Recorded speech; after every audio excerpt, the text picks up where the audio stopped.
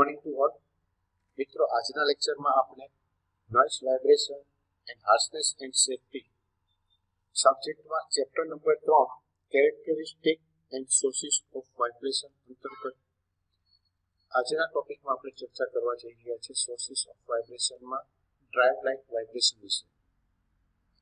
Drive line vibration that increase with the vehicle speed can be caused by the drive shaft, universal joint or wheels and tire. Drive line vibration કે જે વ્હીકલની speed સાથે very થાય છે, વધઘટ થાય છે. જો વધે તો તે વધતું જાય છે, એટલે કે આ થવાનું કારણ ડ્રાઇવ શાફ્ટ, તેનો યુનિવર્સલ જોઈન્ટ અને વ્હીલ અથવા તો ટાયરને કારણે થાય છે. The Warn Limited slip differential will chatter and cause the vehicle vibration while turning. એટલે કે જ્યારે worn limited slip differential turn કરતી વખતે વ્હીકલની અંદર વાઇબ્રેશન થવાનું કારણ બને છે અને વ્હીકલના વાઇબ્રેશન માટે તે જવાબદાર પણ છે. Vehicle vibration can be caused by suspension and driveline abnormalities. વ્હીકલની અંદર વાઇબ્રેશન જે છે તો તે તેના સસ્પેન્શનના વાઇબ્રેશન, આ ઉપરાંત ડ્રાઇવલાઇનના એબનોર્માલિટીસને કારણે પણ થતું હોય છે. સૌથી પહેલા કમ્પોનન્ટની અંદર આપણે જોવા જઈએ છીએ હવે ડ્રાઇવ શાફ્ટ વિશે. તો drive shaft, unbalance drive shaft cause a vibration that increase with vehicle speed. એટલે કે ડ્રાઇવ શાફ્ટ જો અનબેલેન્સ હોય તો તેને પરિણામે વાઇબ્રેશન જે છે તે વ્હીકલની સ્પીડની સાથે વધતું જાય છે. The drive shaft can become damaged or dented. આથી ડ્રાઇવ શાફ્ટ જે છે તે ડેમેજ થતી હોય છે અથવા કે ડેન્ટેડ પણ થતી હોય છે. અંડરકોટિંગ mode or if a missing balance weight will cause the drive shaft to spin out of balance. એટલે કે જો ડ્રાઇવ શાફ્ટનું અંડરકોટિંગ મોડ અથવા તો જો તેની અંદર જે બેલેન્સ વેટ મિસ થઈ ગયું હોય તો તેને પરિણામે ડ્રાઇવ શાફ્ટ જે છે તે બેલેન્સ હોતી નથી અને તેને પરિણામે તેની અંદર વાઇબ્રેશન છે તે વધતું જાય છે. Its result a vibration that increase with the vehicle speed. અને આવું થવાના પરિણામે વ્હીકલની અંદર વાઇબ્રેશન જે છે તે પેદા થાય છે અને જેમ જેમ વ્હીકલની સ્પીડ વધતી જાય છે તો તેમ તેમ તેની અંદર વાઇબ્રેશન જે છે તે પણ સાથોસાથ વધતું જાય છે. નેક્સ્ટ સ્લાઇડની અંદર ડ્રાઇવ લાઇનની અંદર વાઇબ્રેશન કઈ રીતે છે તો તે અહીં આપણે ફિગરની મદદથી સમજી શકીએ છીએ કે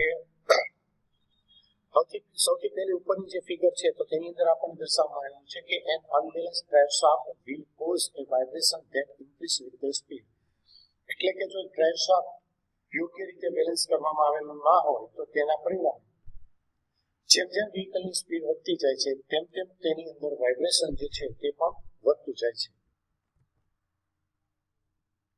નીચેના ભાગે યુનિવર્સલ જોઈન્ટની અંદર આપણને દર્શાવવામાં આવ્યું છે કે a worn U joint will cause a vibration that increase with the speed. એટલે કે જો યુનિવર્સલ જોઈન્ટની અંદર કોઈ પણ પ્રકારનો એવો ઘસારો થયો હોય કે તે બરાબર કામ કરી શકે તેમ ના હોય તો આવા કિસ્સામાં પણ વ્હીકલની સ્પીડની સાથે વાઇબ્રેશન જે છે તે વધતું જાય છે. કન્ડિશન એક હજી આપણને ટાયર અને વ્હીલ માટે પણ કહેલી હતી કે an unbalance tyre will cause a vibration that increase with the speed. કે જો વ્હીકલનું ટાયર અથવા તો વ્હીલ પણ અનબેલેન્સ કન્ડિશનની અંદર હોય તો આવા કિસ્સામાં સ્પીડના વધારા સાથે વાઇબ્રેશનની અંદર પણ વધારો થતો હોય છે. A worn limited slip will cause a vibration during the turn. એટલે કે જ્યારે વ્હીકલ ટર્ન રહી ગયું હોય ત્યારે જો તેની લિમિટેડ સ્લીપ વર્ન આઉટ થઈ ગઈ હોય તો તેને પરિણામે પણ વાઇબ્રેશન જે છે તે થતું હોય છે. એટલે કે જે આપણે 4 મુદ્દાઓ ડ્રાઇવ લાઇનની અંદર વાઇબ્રેશન થવા માટે જે ઉપર ચર્ચા કરી ગયા તો તે 4 મુદ્દાઓ જે અહીં આપણે ફિગરની મદદથી પણ સાથોસાથ જોઈ શકીએ છીએ કે કઈ રીતે ડ્રાઇવ શાફ્ટની અંદર વાઇબ્રેશન જે છે તે પેદા થતું હોય. નેક્સ્ટ આગળ જોઈએ તો ડ્રાઇવ શાફ્ટ એસેમ્બલી કઈ રીતે લગાડવામાં આવેલી હોય છે અને તેનો એંગલ કઈ રીતે માપી શકાય છે. તો સૌથી પહેલા અહીં આપણને કાપેલું છે, આપણને ખ્યાલ છે કે જે સાઈડ આપણી ગિયરબોક્સની સાથે જોડાયેલી હોય તો ત્યાં આપણને સ્લિપ જોઈન્ટ આપેલો હોય છે, એટલે કે યુનિવર્સલ જોઈન્ટના છેડામાં સ્લિપ યોક આપેલો હોય છે અને કમ્પેરિંગ ફ્લેટ જે છે તે આપણી ડિફરન્શિયલ સાથે લાગેલી હોય છે અને ડ્રાઈવ શાફ્ટનો જે એંગલ જે છે પ્રોપેલર શાફ્ટનો તે આ પ્રમાણેનો આપણે મેઝર કરી શકીએ છીએ. નેક્સ્ટ હવે આગળ જોઈશું યુનિવર્સલ જોઈન્ટની અંદર વાઇબ્રેશન વિશે. What universal joint are most noticeable while accelerating and decelerating? જો યુનિવર્સલ જોઈન્ટ ઘસારો થઈ ગયો હોય તો આવા કિસ્સામાં વેલોસિટી એના એક્સેલરેશન અને ડિસેલરેશન દરમિયાન કે આપણે મેઝર કરી શકીએ છીએ, નોટિસ કરી શકીએ છીએ. The most common cause U joint replace it is lack of lubrication.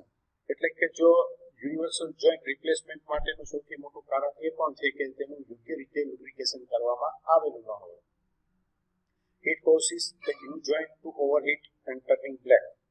અને જો લુબ્રિકેશન તેનું યોગ્ય રીતે કરવામાં ના આવે અથવા તો ટાઈમે તેની અંદર લુબ્રિકેશન ના હોય, લુબ્રિકેટ કરેલો ના હોય તો તે યુનિવર્સલ જોઈન્ટને હીટેડ કરે છે અથવા તો ગરમ કરે છે, ઓવરહીટ કરે છે અને તેના પરિણામે તે બ્લેક થઈ જાય છે.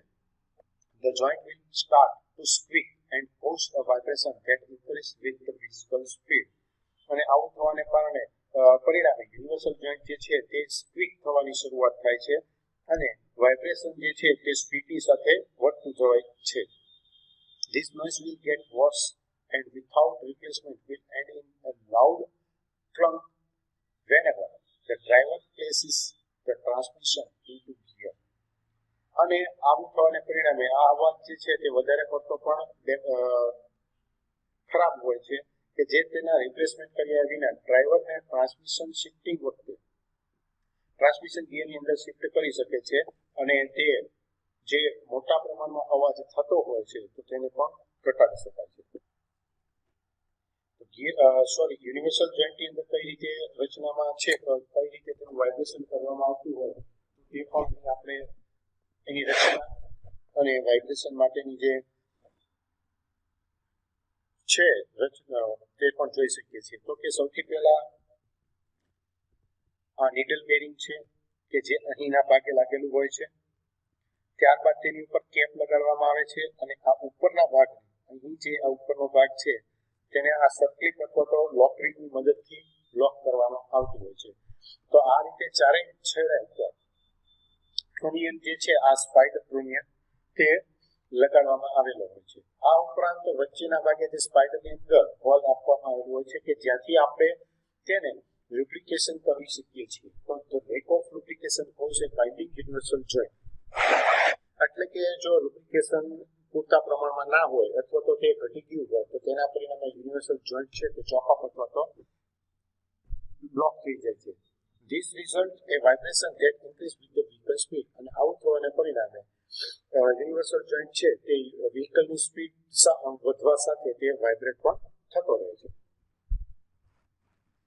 નેક્સ્ટ આપણે આગળ જોઈશું અનબેલેન્સ ટાયર વિશે. A tire that is unbalanced of suffering from the excessive runout will vibrate as it appropriate highway speed. એટલે કે જ્યારે એક ટાયર જો તેના અનબેલેન્સ હોય અથવા તો તેનો વધારે પડતો રનઆઉટ થયેલો હોય તો તેના પરિણામે તે હાઈવે સ્પીડ ઉપર જવા એના સમયે અથવા તો હાઈવેને જે સ્પીડ ઉપર આપણે ચલાવી રહ્યા હોય તો તે સમયગાળા દરમિયાન વાઇબ્રેટ થતી હોય છે. If it's severely out of round, it will be felt at much lower speed and would need to replace or fix this problem. અને જો આવી રીતે પ્રોબ્લેમ હોય અને તે વધારે પડતું સિરિયસ પણ થઈ ગયું હોય અને સિરિયસની હદ કરતાં પણ આગળ વધી ગયું હોય તો આવા કિસ્સામાં તે રિપ્લેસ કરવું તે યોગ્ય જણાય છે અને રિપ્લેસમેન્ટ કરતાં આપણે જે પ્રોબ્લેમ છે તેમાંથી આપણે સાથોસાથ બહાર પણ નીકળી શકીએ છીએ. The same is true for the rim. અને આવી જ કન્ડિશન આપણે વ્હીલ rim માટે પણ લાગુ પડે છે. Today, vehicles are often equipped with the alloy wheel that requires stick on the weight.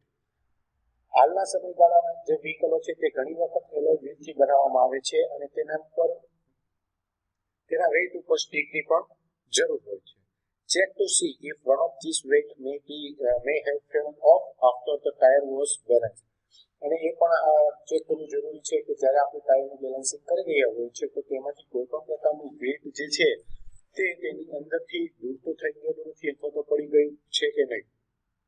તો આ રીતે વ્હીલ ટ્રીમને પણ બેલેન્સિંગ દરમિયાન તેના બેલેન્સ વેટ જે આપણે લગાડવામાં આવેલા હોય છે તેને પણ સાથોસાથ ચેક કરવા જરૂરી બનતા હોય છે. નેક્સ્ટ ફિગરની અંદર આપણને દેખાડવામાં આવેલું છે ફિગરની અંદર કયા પ્રકારે ટાયરની અંદર ઘસારો થતો હોય છે અનબેલેન્સિંગ ટાયરને પરિણામે. તો